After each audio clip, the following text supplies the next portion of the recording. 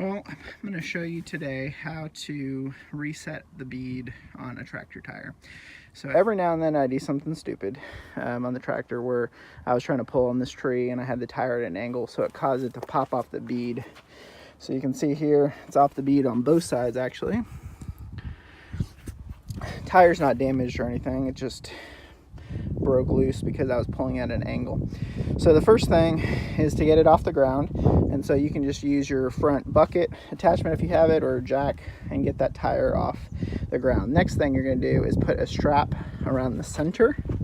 So the strap, what the strap will do is it'll pull it tight against the two edges. So that's what I'm going to do right now. So now the strap is securely around the tire. You can see that it's pretty close to the center, and that's how you want to make sure that it is all the way around.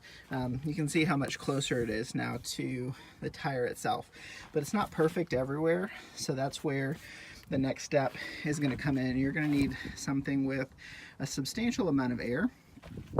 So what I use, you can use just a regular air tank, but I just picked up Husky air compressor, and it does the job well. I just have no electricity way out here, so I take it up to the house, turn it on, let it fill up, and then bring it out whenever this happens, which actually it's only happened a couple times, luckily.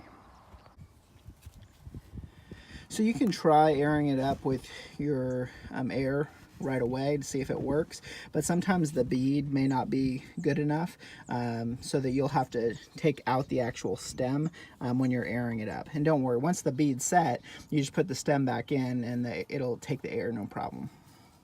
So let's take a look. You can see it's kind of pushing in now, it's closing that gap, popping on the tire.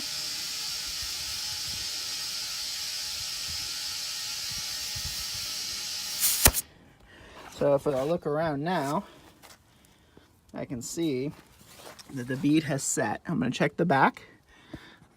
The same thing, bead has set. So now I need to undo the strap and then just fill it up to whatever the required pressure is, and you're done.